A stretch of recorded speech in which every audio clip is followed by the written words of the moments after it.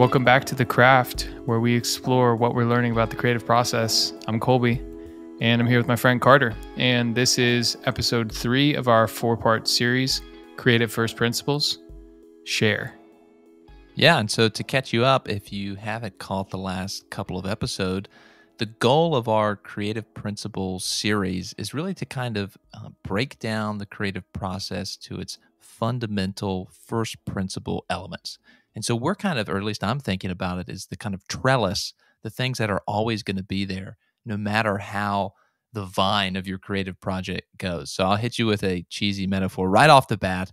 But yeah, so we're really thinking about this as the fundamental structure, the building blocks, the foundation, the things that are going to be common denominators across different creative processes and across different disciplines. So that's kind of an introduction to, what's going on in the series. Encourage you to go back and listen to the first two. Today, like Colby said, we're going to be talking about share, and how are we going to talk about it? Maybe you can introduce our strategy here. Yep. So if you haven't heard already, we're going to ask 5 questions. What is sharing? Why do you share? How do you share? Where do you share? And when do you share? These questions are definitely, I imagine that today's episode will be a little more tactical and like specific about how to do some of these things. Hopefully, not that we have all the answers. This is, as always, these are just conversations, trying to figure things out. So I'm excited to hear, because I feel like this is very different between writing and music. So let's just dive in. I'm going to kick it over to you first, if that's okay. What is sharing? Yeah. Okay. So this is something that my immediate thoughts brought me to split this into 2 different things. The first was like sharing, i.e. publishing, shipping. Like, okay, your project is done. It's time to get it out the door. That idea of sharing. But then the other kind of prong here is the review or feedback sharing. And that's different, right? That's, it's not necessarily part of revision, although, we talked about revision. It's definitely something that will prompt revision. But there's also a question of, when do I share something in order to get feedback or to do a peer review or send it to someone, maybe someone who's more of a veteran in your field to get their thoughts on it. So my immediate thought process was, one, the publish, it's ready to go out there, polished, finished. And then also the question about sharing incomplete work or work that's still under revision. I think those are both, I don't know, those both to me fall under the category of share. What do you think? Does that sound like kind of where your mind was at? I was totally tracking with you on the first one, and I agree with both, but I had a third. So I agree with both of those. Yes. Sharing the actual work, like publishing, sharing for feedback. And then third, sharing as in marketing it. So something that is already like published and sharing that again, even though it's already out in the world, sharing it just as in marketing efforts and getting people to know like, oh yeah, I did write that article or I did put out that song. So I feel like that maybe those are and maybe there's more than 3, but those seem to be the big 3 prongs like that we could probably talk about more. Like distribution is what I called the published part, distribution, marketing, and feedback or sharing incomplete work. That's interesting. Yeah, I'm glad that you mentioned the third one. That is a big one. And that's something that, even me not coming up tells you, that's something that's less on my radar, which I'm excited to hear you talk about today. That third step of, okay, it's out there, but, how do we bring attention to it? Or how do we, I don't know, is it wrong to say market it or publicize it? Like, what do you think? Is that kind of along the lines of what you were thinking with that third one? Yeah, I think so. The way that I was breaking this down, like I drew a little picture you can see on my card here, of kind of these 2 columns. On the left was distribution and on the right was marketing. And distribution, I kind of broke it down by different categories. Like, what is distribution for a musician versus an author versus a dancer, which is another one I thought of. Like, for the musician, distribution is putting out your songs on streaming platforms like Spotify, maybe putting out a physical record, because vinyl is really popular right now. Cassettes, I think, are maybe even coming back a little bit. Dude, CDs. can I jump in just for 1 second Yes. on the cassette thing? So I was watching a documentary about the Dave Matthews Band. I know. Tell us what you think about the Dave Matthews Bands at our email. And when they were first starting, people would just like record their concerts on cassette and then like trade them and sell them, to the point where people were showing up for their concerts and they knew the lyrics to all their songs and they hadn't put out any music. Like they hadn't released anything, Really? just from people like trading these cassettes around. And I thought that was wild. I'm like, can you imagine? And so maybe that's, maybe it's like, surely distribution and sharing looks totally different right now in 2022 versus 1990. I mean, it's a whole different game. I mean, SoundCloud, I know for the music industry is huge. Oh yeah. Online journals, you don't actually send off poems or articles in the mail to publishers, right? Everything's electronic. Yeah, I definitely think maybe that'll be part of the conversation too, but I had to jump in on the cassette thing. Yeah, I thought you'd get a kick out of that. That's so cool. And I mean, that's the dream, to have people like, so it's like people want the music you're making so much that they're showing up and they're recording on their iPhones and then they're sending the link to people. You know what I mean? That's crazy. But yeah, I was just saying, I think with distribution, like it's interesting because then, like you said, it's different for authors. That's, obviously publishing, writing, blogs, newsletters, articles, books, poetry. You know that space way better than I do because you've had works published. And then like something like dancing, I think is a good third example to throw in there because it's not a physical or tangible or even a digital good necessarily, unless you're making a video, I guess, like a dance video or music video. But that's like a performance, like a live performance, which I think is another piece of share your work. Like performing definitely falls under the share category. That's a good one. I'm glad that you added performance. Yeah, that's a solid list, I think. And then you have marketing, the second column, which is, a lot of different strategies and ways to bring more attention to your work and share your work and grow it. And I also think they're not necessarily completely separate because, the way that you share your book can totally be a marketing effort. You know what I mean? Like even designing a good book cover is a piece of your marketing plan, I feel like. So they're not perfectly separate categories, but anyways, there's a lot that falls under sharing, I guess. That's good. And I think you're right to point out the difference between kind of our disciplines in that. It's like I wouldn't go on a marketing campaign to bring attention to a scholarly article that I got published. Like it would be like, I feel like it'd be super vain to go out and be like, go check out the new article on Adorno's theory of dialectics. Like nobody cares. First of all, no one cares. Second of all, I say there's no like incentive of people like monetizing that. So I think that's another reason why you don't see a lot of kind of marketing for academic work. Now, of course, with like actual books, when people are selling monographs and doing book tours and, book tours probably more for fiction, but even academic books, there's a whole strategy that I have no idea. I haven't been there. But yeah, it's interesting to think about the difference between, and you said book covers, and I think I've encountered a bunch of different stories of like that being negotiated between the creator and like the publishing company. And so it's one of those things where, okay, right on the cover of the book, the author doesn't get full say, right? It's like the line between sharing and marketing, like right on the book cover. It's kind of getting negotiated there. You want something that's right. The publisher wants something that's going to be successful, and at the same time, right, the author, I'm sure, is engaging in those. But that's kind of, I don't know, that's kind of where my mind went to with that. I don't know how I got there, but a couple of thoughts on that. Yeah, that's super interesting. Oh, music. Okay, so that's totally different. With music, what role does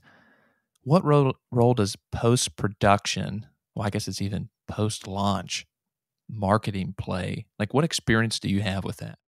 I think marketing music, once you've launched it, first of all, there's a big element of just dropping a song. I think of a lot of effort gets put at least the music that I see do well. A lot of effort gets put into the cover art and then expanding outside of that cover art and having secondary designs that and marketing materials that really create like a real storyline to the music. And then today you have additional things like Spotify Canvas, the looping videos that people have on their Spotify page, and they might use that for a YouTube video. And so there's a lot that goes into just making the visual side of a song that really brings it alive in a way. I think that adds a lot to the sound itself. And I don't say this as someone who has a ton of experience doing it myself, but just as kind of an observer of people who do it really well. Um, but I think that that's a big aspect. And then there's a million different strategies of how you can do the launch. But I think really it is important to not like you can make a song and put it out there, and people can come across it organically by checking your page again, looking at your music, seeing if there's anything new. But really, like, it's really with pretty similar to marketing and business. I think you have to.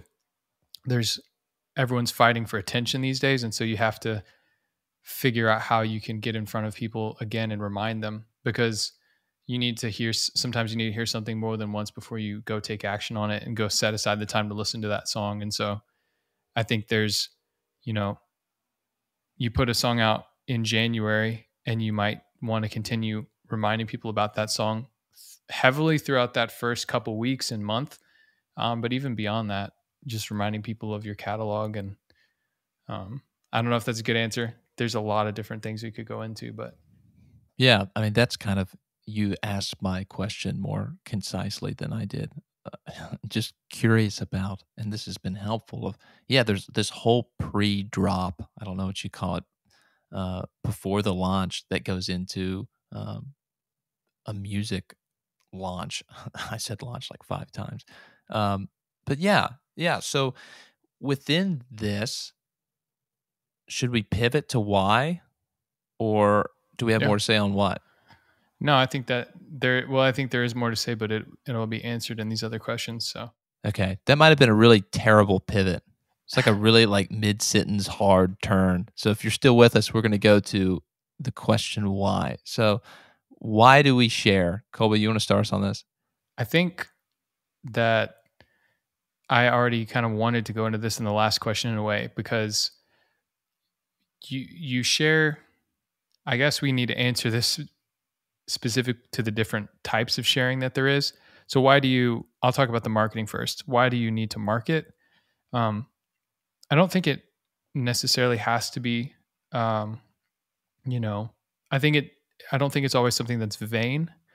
I think it's something that's helpful to, you have to share your work in order for people to find it. It's the most basic answer I could give, of course. That's the obvious, but it's really true. It's like, we have to share this podcast with someone in order for them to find it. And of course, we are not spending a lot of time marketing the show, and we don't have a desire to do that. But we are at a minimum sharing it with some friends and telling them and asking them to tell people to share it as well. And so I think that that's the basic why, is just so that your work is seen and experienced. And I think that there's an element where the sharing aspect, whether it's how you decide to publish it, like do you work with a company or do you do it indie? Do you go everywhere and to all these platforms, all these bookstores, all these performance locations, or do you choose a really specific one and that sends a message? Like you can do a lot with the way that you put music out or put art out that makes a statement about the art as well. That's probably something else that'd be interesting to talk about at some point. Like putting out a book with a major publishing house or putting one out on your own and self-publishing, make two different statements. Obviously one of those is harder to do than the other, but they both have challenges. And in the same way with marketing, like you can put yourself out everywhere, or you can kind of make a stance. You can say, I'm only going to use this social platform and I'm not going to be on these other ones because I don't like them or I don't want them to have, my show or whatever it is. So there's a lot of different reasons, I think, but I guess I'll just give the most basic one, which is so that you can get feedback, so people can hear, and so you can grow. Yeah, that makes What do you, sense. And what do you think? yeah, I like the connection you made with, and this is kind of where I was at. It kind of is context dependent. Like I said vain because it would be weird for an academic to like really Hmm. go out and drum up attention to an article. Like if they had an Mhm. actual standalone book, right? Yeah, you'd want to do this marketing and publicity.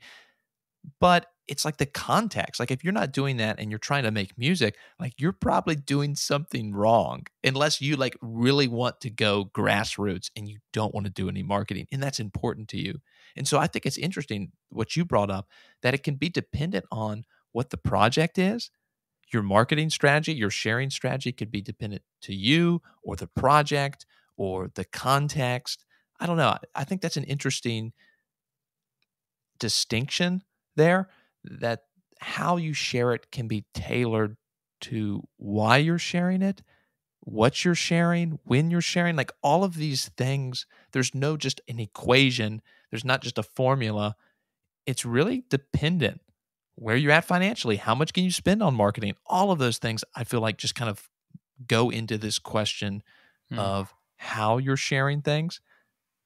Yeah, what Yeah. do you think? Does that sound Yeah, something I legible understand. there?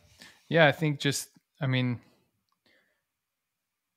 I know I'm not going to be able to think of every scenario for, especially for crafts that are outside of what I do, but yeah, I think you're right that there's a lot of different ways that you're going to share. Like we've already identified four big ways, publishing and getting feedback, marketing and performing. But then there's even more ways than that you share, that you do all of those four things. And so I think that it definitely needs to fit into the context of whatever your goals are, I suppose. And so like for this podcast is kind of a good example, like because we have goals for this show, but it's small and it's a side thing that's not our main, pursuit right now. So it's like that impacts how much we want to market this thing and grow this and how we talk about it. And um, yeah, I think the same thing is true of our music or our writing, think projects that we're working on. Um, yeah, for sure. Yeah, and so to go back to kind of my initial thoughts on why that I have written down here, it would be to kind of go conceptual here. It would be weird to have private art that you didn't share with anyone. Like, okay, maybe you journal, right? That's private. But the idea of like creating art, and this kind of goes back to our previous discussions on like why create. The Mm. idea of creating something that you would like never let anyone see, this idea of this private art, is just a really weird thing. I don't know. Does that sound weird to you? Do you think a Like lot of people do that though? Like, I do you see think, that's I don't know, I maybe don't there's think people do it. Do they? like, I'm just thinking of like, I don't know, the man who is super introverted and is like dabbling in painting, but doesn't want to share it. Cause I mean, I think maybe something worth talking about that kind of goes outside of these questions, but is just another question to ask is like, um, I think there's just a lot of awkwardness and ickiness to like sharing your work. It's uncomfortable. Even sharing this podcast can be uncomfortable at times, and that's part of the reason I don't want to put a huge amount of marketing behind something. Whenever you put a lot of energy into sharing something, it sort of exposes like, um, well, I think this is good, and I hope that. And what if people don't think it is? And then you hear that criticism, and so there's really a question we should be asking is like, it's not necessarily just why do you share, but it's the next question: how do you share, and how do you get over those insecurities or inhibitions and things that hold you back from sharing? Because I think that that's just a lot of times for many, at least for me, probably for both of us. I think that there can be just like a holding back and a fear of maybe of I don't know if it's fear, but yeah, Yeah, I it's like think a there's just fear a of lot of criticism, I yeah. think. And And so to jump to that, I think would be, yeah, let's move the conversation there. But the last thing I'll say, I thought about as I was just talking there Yeah. a minute ago. It's worth saying, yeah, the first example came to my mind of like Emily Dickinson, who's the bulk of her poetry, if not all, there might have been one or two poems, was published like after her death. Hmm. And so she was a private artist. And so Wow. it's good to think. I'm glad that you brought our attention to this. It's good to think of the private artist as someone, yeah, who's out there. But then you get into the question of like, is that good? Is something holding you back? Like, is art meant, and like in my mind, why I went here is I think art Mm. is meant to be deeply interpersonal. It's the subject in I giving something to the subject in you. And there's some sort of like deeply Mm. personal aspect of sharing. And I think this is kind of what we're getting at that can be Yeah. really scary. Like I'm opening up myself in a way that's not just like a facade. Like I'm letting you see into my subject, like the me, not just like it's not just Carter, the grad student at University of Kentucky, like the statistic. It's like me. It's the subject me that's created something Mm. that's involved in this, giving it to you, and then opening myself up to hear your thoughts, whatever they might be. And so I get that Yeah. it's like it can definitely be terrifying, but the why I went to the idea of private art being strange to me is I wonder if that's like it's like art that's been hamstrung. I don't know. I feel like I could So argue that art should be shared. I don't know. yeah, so I think maybe that's like where I should have taken it, because I love what you're saying. So good. And there's this it's like we don't look at that person, or I don't look at that person who's maybe picked up painting and they're really introverted and they're dabbling in it. They don't think that they're Picasso. They don't think that they're incredible at it, but they're growing in it, and it's this hobby, it's this thing that they love, and they don't share it with anyone. And it's not because they don't want to share it with anyone necessarily. Maybe it is for some, but then for others, I think maybe it's, well, if I share this, it's kind of gets to what you just said. If I share this, I'm opening myself up to your critique. And I know I want to qualify it away. I know this needs to be improved. I know this needs to be better. I'm just speaking from how I would share something. Let's say I'm working on a song. It's like I want to spend 5 minutes prefacing what needs to be fixed, and then I want you to hear it. Um, but it's like we don't look at that scenario and think, oh, this is the way it's supposed to be. We look at it and we're like, no, like put your painting out there, let people see it. This is good. Like you couldn't do any painting, and now look at what you just made. That's a beautiful picture. And it's not Picasso's art, but you're not Picasso. Like that's okay. Like you're doing an amazing job. And so I think we look at that scenario, and at least for me, I see it as like, well, there probably is an element of them wanting to share but being afraid to. And so that just shows like they want to. Now maybe there is a Ooh. category for people who really don't want to, and they just want to do it as sort of a journal And or there's something value in cathartic, that. and that's totally different. Yeah, and I think valuable too.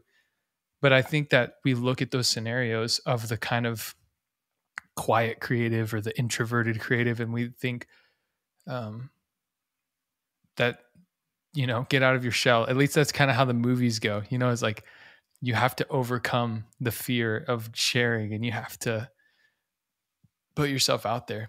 And this is I don't know. something, yeah, I love all of this. And yeah, I think it can be valuable journaling or even creating for yourself. There's stuff that I create that never sees the light of day. Right there, there's all sorts of stuff in the process that you're going to create that'll be private. I was just thinking about right broadly, it would be weird if art was only a private enterprise. The last thing I'll say on that, to Yeah. jump off of what you were saying right there, it's kind of like a relationship.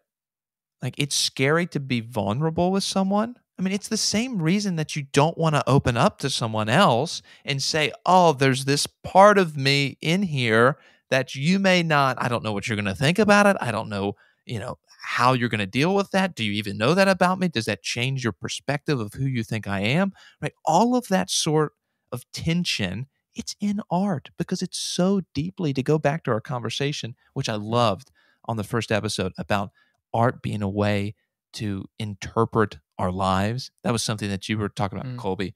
Um, yeah, we're interpreting something. And just like any other relationship, vulnerability is not something that we're like, oh, yay, vulnerability. Yeah.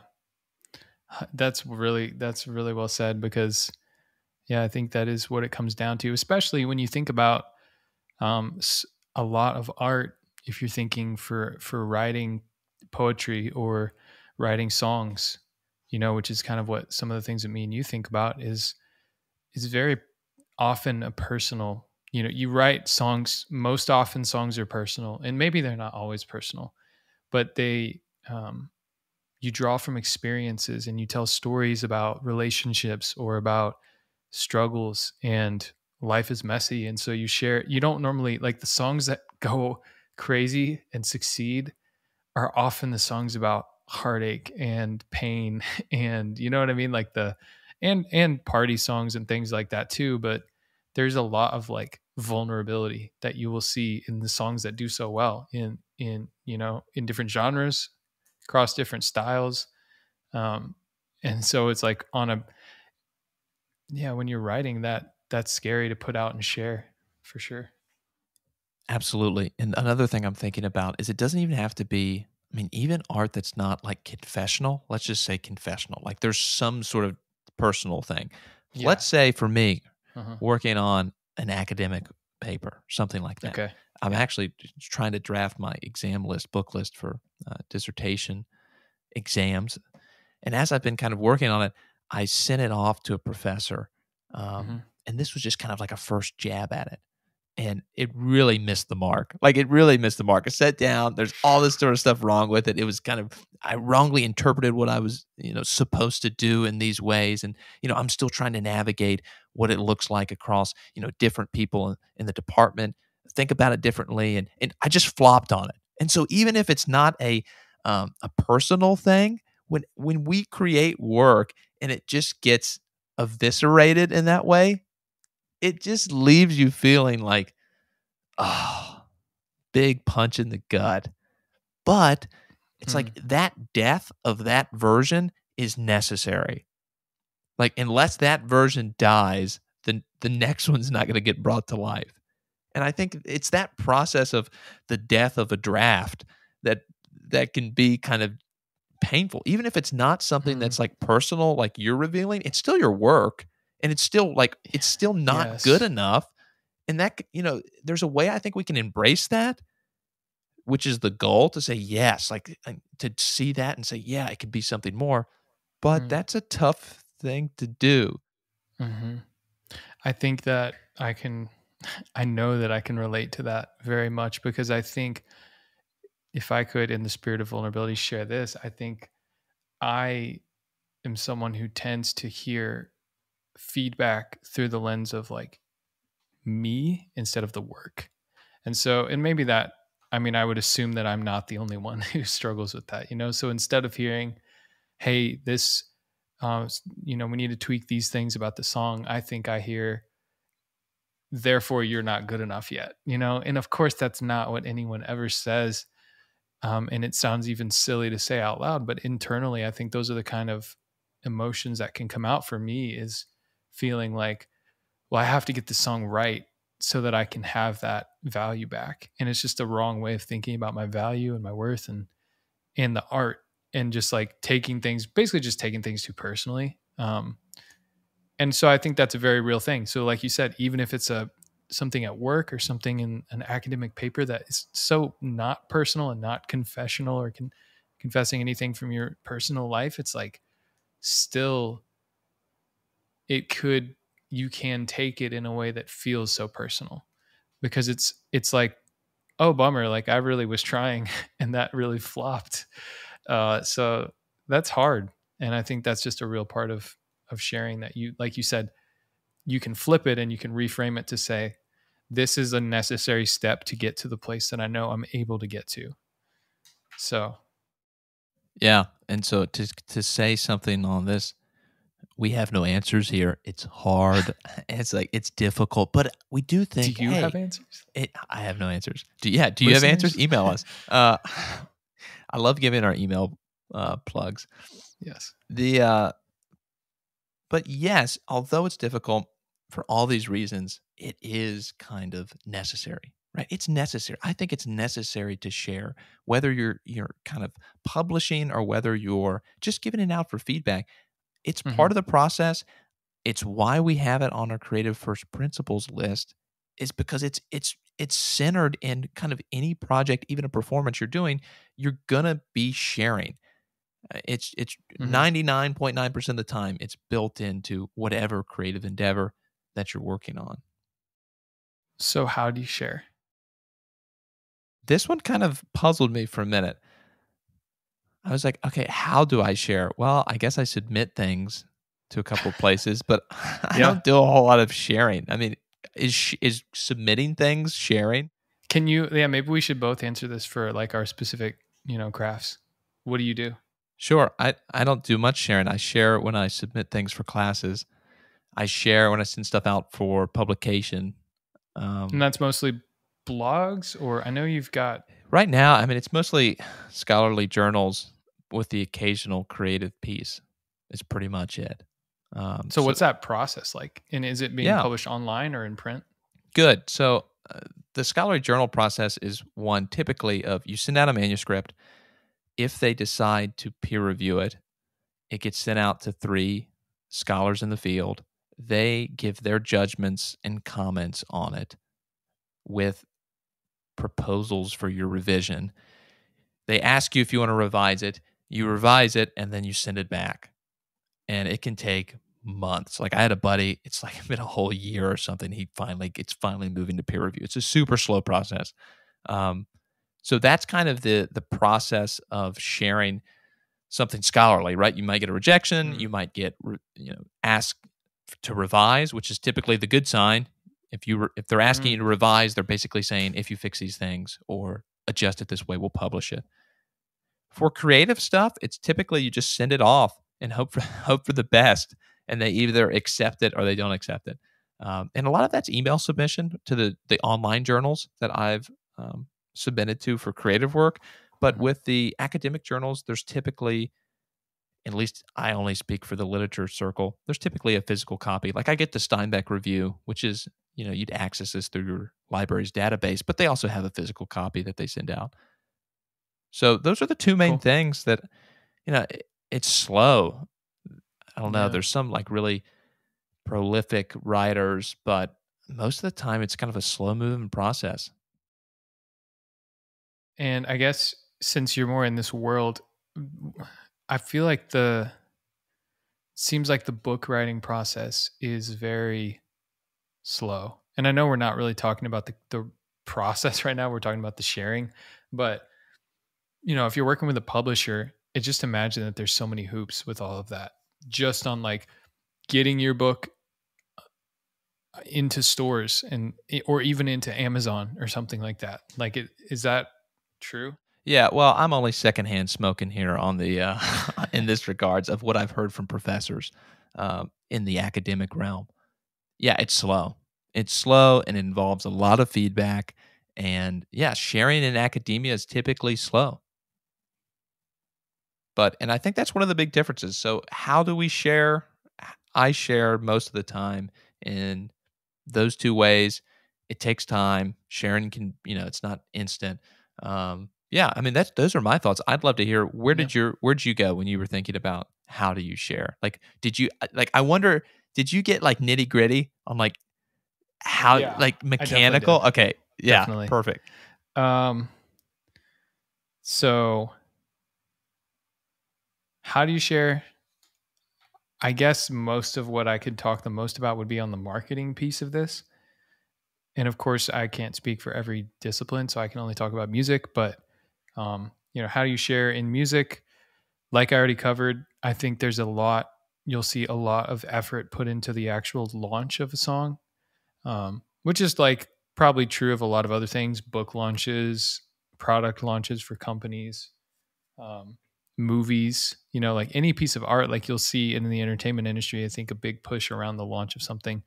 Um, even, but what's cool about it too is that even after you put out something like a movie or a song, like it still exists in the world for as long as it's out there. I mean, it in hypothetically forever, So it's like you have a song that what's crazy today, before I get into the rest of my answer, is that you'll have a song from 15, 20 years ago that people find 10 seconds of it that they love on TikTok. And then it becomes a trend.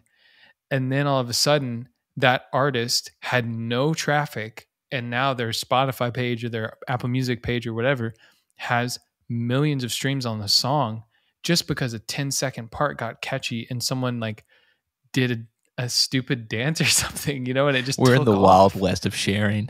It's crazy. That is the Wild West right now of sharing for sure. Because yeah, I just hear all the time of like, oh yeah, this song from Frank Ocean from 15 years ago is huge again, or this random Whitney Houston song, or I don't even know, like whatever, just these random clips. I'm really not on TikTok, so I don't really know, but it's just crazy. Secondhand smoking again. Yeah. But yeah, I guess that's interesting. But first piece of music, I would say what's interesting about music is there's, I think, so much of what I think about or am exposed to is more so related to the process of like an indie distribution and being an indie artist and putting music out yourself, like the self-publishing route for music, really. Like anyone can so easily, I know anyone can easily put out a book on Amazon today. I'm sure there's a way to do that pretty easily, but it just seems more like easy and feasible almost in the music world, because you do hear all the stories about people who have a song on SoundCloud or TikTok or whatever platform that it goes off on. I feel like I'm rambling, but no, that's cool. That like it's really. I don't know if you were going to sum up, but I was thinking, right? It's more accessible now. Sharing is, yeah. But at the same time, like that's great that there's not these kind of thresholds you have to jump over. But at the same time, the market, quote unquote, is saturated. Right? There's like the access is so low. Like you have to really. I don't know. I know in the music realm, it's the same in the kind of written world, but like in the music realm particularly, it seems like there's just so much music. There's so many, artists putting stuff out there that I'm sure there's a ton of stuff that's really low quality. But there's probably also a lot of stuff that's very much, quality production. It's got, thoughtfulness in it. And there's probably a lot of more artists right now. And so like sharing has changed the landscape of art. Yeah, and just by the sheer fact that you don't have to go, one, you don't have to go to a studio anymore. You have it at home. Two, you don't have to get physical copies anymore. So you don't have to have a manufacturer to make CDs or anything like that.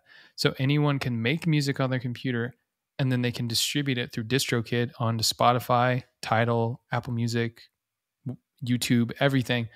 And those are all the tools that the professionals have. And of course they have direct access through a record label to Spotify. And so they can do things that I couldn't do as just a indie artist on DistroKid or something, but like they have the same tools essentially that I do, which is crazy. Cause I don't have a label behind me. I don't have any industry connections. And, so that's amazing. And I think,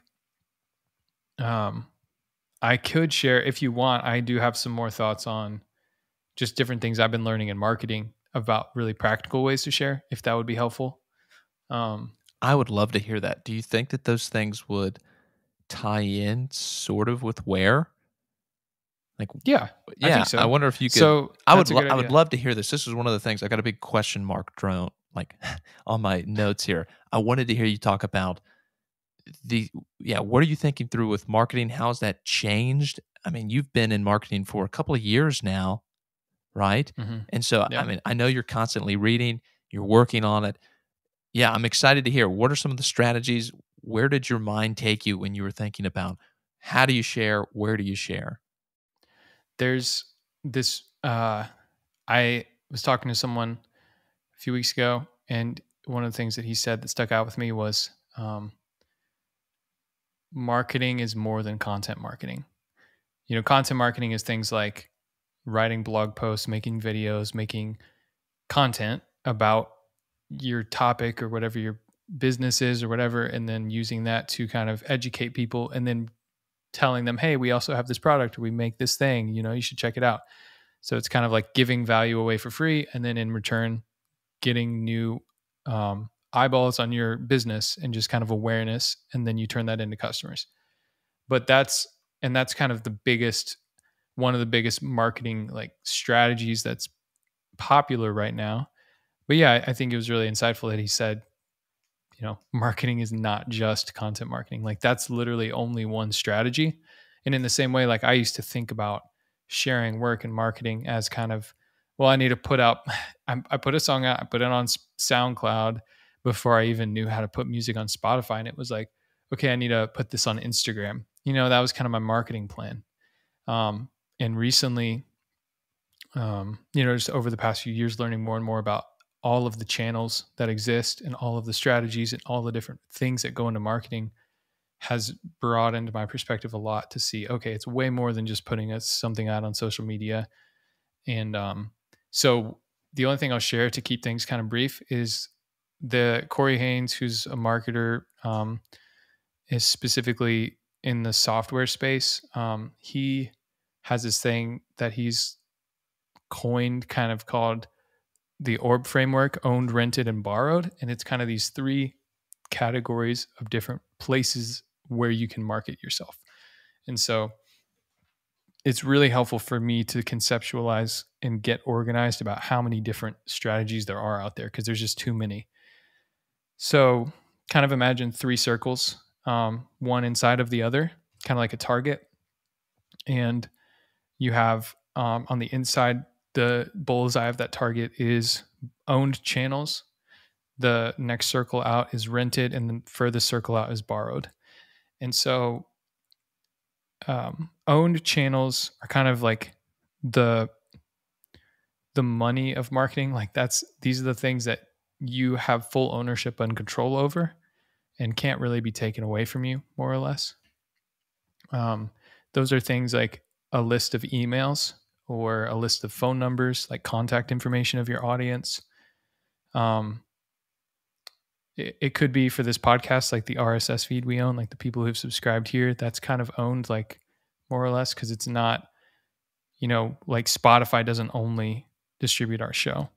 The RSS feed goes out to all these shows. So essentially, owned channels are all of these things that you can really say, oh, your website, if you have a website, that's another owned channel. Rented channels would be things that have a little bit of platform risk, basically. Like, there's a risk of you're not in full control. So that is things like social media, SEO on Google, because at the end of the day, you can manipulate that, but Google can just pretty much take you and derank you and do whatever they want, really. I mean, you are at the mercy of that algorithm, essentially. So YouTube is another rented channel. So even if you have 4 million subscribers on YouTube, which would be incredible, you don't own the direct line to them, because YouTube can demonetize you because you talk about something, because you broke a rule, or and it's not to say that there's like a bad part of this for those platforms are not bad or anything like that, but it's just really the concept of this framework is that own channels are the best, because, like, if you have a list of emails of people that really love your work, and you can send them an email and say, hey, I put out a new song, that's so much more valuable than having like, let's say you have 4,000 email subscribers and you have 40,000 Instagram followers. Like, those 4,000 email subscribers mean so much more, because that's 4,000 people who you're sending an individual message to, and they're going to read it, and they'll probably, buy that thing you're selling, or listen to that song you're putting out, or whatever it is, because it's a more direct communication than just scrolling through Instagram and seeing a post that was kind of shared to everybody, and then third circle is borrowed. And this is leveraging other people's audiences to promote your message. And so borrowed is like um, being a guest on another podcast, being a guest blogger on another website, um, being featured in a newsletter or something. Any way that you are being put before someone else's audience of owned, rented, and maybe borrowed channels, like that's kind of that third one. So hopefully that's helpful. For me, that was like light bulbs went off to see things mapped out properly in their place and recognize like, oh, okay, so this thing, social media, that I used to think was all the marketing I needed to do is really only one portion of one slice of what marketing can include. Um, so That was really helpful. Do you yeah. think, let's kind of reflecting on this, do you think all the attention's going to the rented space? Like, is that where you're hearing? So one of the questions I wanted to ask, and you kind of touched on it there a second, but like what has changed, or like what misconception do you think you had like 2 years ago about what marketing looked like? So you talked about kind of approaching social media as the be all end all. Yeah, how has that changed? Was that the big thing that's like shifted, or are there other things that you're come to realize like, okay, there's a lot of attention on this, but right, I'm missing the email list, or I'm missing these kind of like stable owned resources. Yeah, anything that off of that that's sparking your. I just think I didn't have a framework for thinking through how each platform fit together, I suppose, because I think they're all pieces of a bigger picture and a bigger plan that you should have. So social media is really valuable, but so is having a website and their different purposes and things. And at the end of the day, these social media platforms own so much of what's happening in that situation that isn't necessarily all bad, because they're also providing you with a ton of value. Like, for example, YouTube is a discovery engine that can, you know, send your video to a bunch of people's little suggested window on the sidebar and say, hey, watch this video. And then you can get a bunch of views. Whereas if you just have an email list, it's not going to do that. It's just an email to a single person, you know? Um, so like there's obvious benefits you get from these rented platforms like YouTube and Instagram and the socials, but um, they're just not the entire picture of what basically what a business or what you should have in your whole strategy of marketing, I guess. And so I think the big shift for me is like realizing and learning still like, oh man, like just even thinking, yeah, email's not sexy or cool. It's email, you know, it's like and this is even changing too, because I feel like texting is even seems like texting today is like what email used to be. Like people Email's the new snail mail. email is the new snail mail, and the new email is messaging, you know, because people would rather Snapchat or, you know what I mean? I tell Like, you what though, like my, just to riff on email a little bit, like I am, I think I'm more likely to click on if a company sends me an email, like I get mhm, I get like an Orvis email or something. yeah, If Orvis texted me, I would be like, "What are you doing here? Like, get out of my like messages. This is like where I talk to people." It's really interesting. It's like I feel like I'm much yeah, more like I've associated email with, okay, I might get offers, I might have different companies, I might be on these email lists. That it's mhm, almost become, I don't know, like a shopping thing too with email, where it would be like yeah, really out of place if I got a message from someone. Like it would be almost like an invasion of like my huh? private correspondence. But it's interesting to think about It's the how this same is thing though. Yeah, changing, right? yeah, Like how email might yeah. have, Because yeah, you'll keep seeing more and more brands, I think, and I'm seeing currently like more and more brands do the like text us at here's our number, and then you text them and you might get 10% off. And they're doing what email's been doing for years, but they're just moving it to the new channel of texting, and because it's becoming easier to do that through um, different platforms and build pretty much the same thing, build a list of phone numbers and then send out a text about a discount code or a new video that dropped or a new song, and make things, you can also make it a little more interactive. I haven't really done anything with the SMS marketing stuff, but yeah, it is kind of crazy because I agree, like I'll get a text to some of that stuff and it feels more like unexpected in that thread of Invasive. text messages than than an email, and I get those invasive emails all the time. And so yeah, that is interesting. I don't know, did anything that I said like stick out to you though? Like how do you think you conceptualize that stuff? Well, I really enjoyed listening to you talk about it because it's something I'm so unfamiliar with. And so I gotta stop saying and so, uh, in the air edits. In my framework, it seems like a lot of the conversations have been about social media, right? And I think Yeah. it's just because people are like, this is crazy. If we look at it over the last 20 years, it's totally changed how people do business, how people do careers. Like, it's a viable thing Yeah. to try to do like a career based on, making money on advertisements and marketing and content creation. I mean, it's become a kind of meme, right? I'm a content creator. It's kind of a joke, Yeah. but why is it a joke? It's because people are out there doing it. And so I think I was Mm. kind of caught up in what do I think about marketing? I think about marketing on social media, email marketing being old fashioned and kind of outdated. It's not the cutting edge.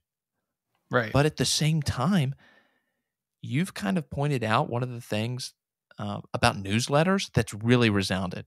Like how people will like, I guess, was it Tim Ferriss that you first encountered kind of like the power of the newsletter idea? I don't know. I kind of want to say, I mean, I think it was Corey Haynes who said the idea that you're talking about. The idea that, like Instagram, you send out a message and it's this kind of like vague message to everyone. But in email, it's like, hey, Carter, check this out, you know, and it's a one to one.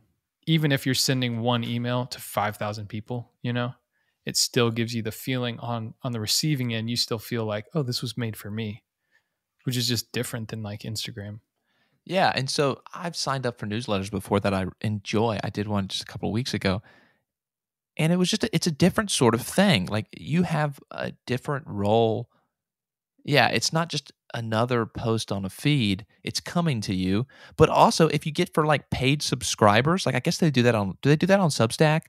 Paid Yeah, that's subscribers? that's one of the platforms. Yeah. Okay, yeah. That's a crazy cool business model. Okay, if you get 500 people paying $10 a month to subscribe, right? That's worth a lot more than your, 10,000 followers on Instagram or something. And so that was, I don't know, that's one of the things that you've brought my attention to, the Yeah. power of the subscription uh, in an email and the newsletter and things that I thought, okay, those seem to be more outdated because they're a little bit older than social media, Right. but they have so much like staying power. Yeah. I think that's kind of what's interesting. It's like just recognizing like may obviously I'm just talking over here and there's people making crazy money on Instagram and TikTok and YouTube and they're all the rented channels. But the danger of it is that you can you can just lose that. You don't own it. So like everyone who follows you on Instagram, you don't have their email address. You can look through and you can see their name, but you can't see their email, their phone number. You can't follow up with them if they unfollow you, that's it. Or if your account gets banned or something happens, then you lost it. So if you have a list of emails and you're using one email provider, and then you say I want to move to a new one, you download a CSV file. You have a list of emails, a tangible thing that is worth a lot, because then I know these are 500 people that like talking about creativity. Hopefully we build something for the craft at one point. I think that would be great for us to do. But it is interesting because it doesn't, I think because it's not cutting edge and it's so antiquated, it feels silly or whatever. But it's, I think that's the whole value of it, is that it's been around since I think the 1980s. So it's one of the most steady and consistent places that you can connect to people. And something else that was pointed out in that video that I watched was you log into every other account on the internet through your email. And so like if you're going to be, you might not be on Instagram in another 3 years. And so you might start losing those followers, but you aren't going to like lose someone's email unless they don't give you a good email in the first place. So Give you the the at staying AOL power. dot. Yeah. Yeah. I do have a spam email, I will say. Sometimes it just depends. Sometimes I give that one out. Well, But let's this was really good. Let's transition here to our last pillar, or not a pillar, just forget I said that. Our last question here, which is yes, when when? do you share? And this is one that I think this is a really good question because we're often faced with trying to determine, is this ready? Like, is it ready? Is it ready to Mhm. ship out to my Right. peers? Is it ready to finally package? That's a tough question, and it's involved with revision. I think we even talked about how this might come up with share in our I think revision so. episode. Yeah, I think so. So, do you want to do this like our discipline Yeah. kind of? Like, so what are some key markers, or what's the barometer about when something's ready to go? Like, is it because the deadline's coming up? Is it because you're sick and tired of working on it? Like, you have to finish this? Is it because, yeah, what are those things that you think indicate to you that something's ready to, let's, for just kind of sake of condensing, it's ready to get shared publicly? Okay, yeah. Um I think it's something that I still struggle with knowing probably. It's not easy to let that stuff go. I think for me, I probably hit a point where I'm just like, okay, I need to do XYZ, finish this, and then just put it out and just like kind of just like close my eyes, send it, hit send, just run away. You know what I mean? Like just slam the computer close and run. Just do it. Get it out there. Let it go. I literally Because did this today with an email. I was like, "Oh, just hit send." I know I think I did too with an email today. I was just like, I've looked at this enough. I've looked at it enough. I've asked someone for feedback. I've looked at it again. It's just I'm gonna mess up something in it. Send. Just like there comes a place. So I'm a little bit less on the side of like toiling over something to my detriment. I think sometimes I'm just like, I'm done, better than perfect. Send it. Um, but then so that's probably the way that I lean. But at the same time, it's challenging to know when is this piece of art done. And for me, I do a lot of work, a lot of my work recently has just been working with other artists. And so it's not really been something I'm having to think about, I guess. It's like, well, when do they think it's done? And so maybe the only thing that's challenging there is just that revision process can be a little tedious when it's not in your control, because then you're kind of dealing with someone else's decision process of, okay, we need to revise this, we need to change that. And it's just normally subjective things about turning this up and turning that down and changing this sound.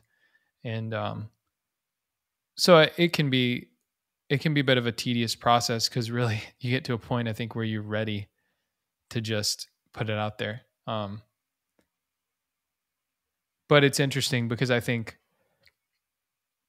if there's a big difference between putting something out when it's not ready and then waiting just a little bit longer, getting it right, and then the response that you get whenever you have a real confidence that it's good can sometimes really make a huge impact difference. Like just the way that something's presented, if you're hesitant about it versus being like confident about it, spending that extra 30 minutes or an hour, a couple hours tweaking something, sometimes that can really impact the way that people take time to really soak in what you've created, especially because we're talking about art here. And so enough has been said. What do you think? When do you share? That's great. I think, yeah, it depends. A lot of times, the stuff in the season of life I'm in right now is there's deadlines. There's deadlines to hit, and it needs Yeah. to be ready by then. And so that's kind of a predominant one. But the other thing I wanted to mention is there's sometimes something sounds right. It came off how you wanted it to. You revised it, and you're like, okay, this is kind of what I had hoped for. And I totally agree with you. The difference between waiting that one extra time to give it a little more, like a little bit more, can sometimes be dramatic. So that's something. I mean, that's definitely a tension to think about. And there are other times where it's just like I have to send it out because I need to do it. I don't like it. I've told Cassie, my wife, I've told her on certain papers, I'm like, I really don't like this paper, but I'm just going to send it. I have to send it. Like, it's not what I wanted. It doesn't fit it. And she's like, I'm Yeah. sure it'll be fine. And sure enough, like I get back one paper got really good feedback. And I'm like, okay. Well, it's like in my head, it was worse than it was. And so sometimes it's about getting over that. Mm. I know Steinbeck, after he sent off, I think, the Grapes of Wrath manuscript, he was like, oh, I really hope it's good. It's like he had just written the Grapes of Wrath and he Wow. was hoping that it was good. And so I feel like that uncertainty about, whether or not I should send it, like artists have that. It's part Like of you the lose job. objectivity at some point, and you're just like, because you lose the feeling, like you can never experience the feeling of just seeing your art as if it had been created already. And so you Oof. make something for years or for months or for hours and hours, and then you put it out, and then someone sits down and like a director spends maybe, I saw a tweet the other day or something, and it was like, you watch a movie and make comments on it in 2 hours, and it probably took about 2 years to make that. And it's crazy because someone pours millions of dollars and years of their life into making something for an hour and a half. And then you just say, oh, that kind of sucked. And then it's like, that's it, or, oh, that was great. But you can never, as the creator of something, experience the moment of like, whoa, how did they do this? It's as if they're creating this in real time, and it's so good. So it's funny because I heard Matt Diavello on YouTube say, if you want to start a YouTube channel, you have to know that making a YouTube video does not feel like watching a YouTube video. And it was pretty profound. It's just funny, but it's profound because So it's good. watching a YouTube video, good music, it's slow B-roll. Like his videos have this like slow B-roll of him pouring coffee and all this like cool cinematography happening. But that's not how it feels for him to make it. And just realizing that and being like, man, maybe I don't want to be a YouTuber. The Maybe coffee's cold. yeah, exactly. Like maybe I just want to look like, to have my life look so, like a movie. And so Aesthetic, yeah. it's just interesting. Oh, dude, that's great. I'm really, this has been kind of a fun discussion there with this last one. One of the things I was thinking about too, Yeah. you've kind of got to accept that you can always revise. I mean, there's some stuff, like Mm. I feel like there's some poems where I'm like, that I'm not going to change. Like it's just really certain. Okay, this is like I can't. This is how it has to be written. When I'm dealing with like a poem or something. But if you're thinking about like I don't know, a 100-page thesis for like my master's program or something. Like there's tons of stuff I could change for that. Like I had to turn that thing in and there's tons of stuff. Or like getting kind of the gears ready for a dissertation coming up. It's like there's going to be tons of stuff to change. And so you've kind of got to accept it's going to be incomplete. Walt Whitman like published Leaves of Grass, his collection, and he like published like I think five more revised editions after that. He kept going back and revising it. I just fact checked to make sure I had that right. But yeah, it's the idea of that you're gonna have to. There's always room for revision, and so that's part of like accepting that, trying to get it as polished as you can. Right, try to hit whatever goals that you need to be hitting. But ultimately, there's going to be most likely there's going to be room you can revise always. And when you hit that share button, it could be better. And you've just kind of got to accept it. I don't know. That's just kind of what I was thinking of right there for final thoughts on the win. Mm. I love it. And I think I could say on the music side that sometimes the demo vocals sound better than the final vocals. And sometimes you have to go back and it's like, we have the fan in the background because we were recording at the house, or, there's a little bit of a glitch in the sound, but the performance, like the moment, like we had something special there that felt better. And we can keep revising the crap out of this, but sometimes you revise the life out of it, and you lose that kind of spark of whatever was in the moment created. Yes. And you just like turn it into something that feels cold and feels A little Artificial. bit artificial. That's a great word. And that I just feel that sometimes when we're editing a song, I can tell like, oh, we're taking what was special out of this because it was a mistake. Like but the mistake was beautiful, and that's kind of cool. So, That's very cool. That's a good spot to end on, I think. mm. Well, speaking of mistakes, this was an hour and 6 minutes. We've said we're trying to do 30 to 45, but today I think it was a good episode. You got You're welcome, content. Fans, for your extra content. If you've made it this far, thank you. If you've made it through this many episodes, I would say you are definitely a fan. Yeah. Which we're appreciative of. And so let us know on our email what we can do. Yeah, what you're interested in. If there's something that stood out to you in this episode or the other episodes, or we're missing something, let us know, because we'd love to talk about it and engage those ideas. Yeah, I know at this point, anyone who's listening is a friend or a friend of a friend. And so, I'm just excited to hear what you think about these conversations. I hope it's really connecting with you. And please reach out at heycraftpodcast@gmail.com to send us some updates. And this will be in the credits too, of course, but please subscribe so you know when we put out the new episodes. And just send this to one friend. If you could send it to just one of your friends who you think, only if you think that they would like it. Yeah, I think that would be super helpful. Like I said earlier, that's really our marketing strategy. So that's it. And thanks for listening. Hey, thanks for listening to The Craft with Carter and Colby, where we share what we're learning about the creative process. If you're a writer, music producer, marketer, filmmaker, photographer, or you just love creativity, then this show is for you. Our cover art was designed by Elizabeth Newell. You can learn more about her work at elizabethnewelldesign.com. That's Elizabeth, Newell design.com. And you can follow her on Instagram at ElizabethIsADesigner. If you like the show, there's 3 things you can do to help us out. First, subscribe so you learn when we post new episodes. Second, send the link to one of your friends who you think would enjoy the show.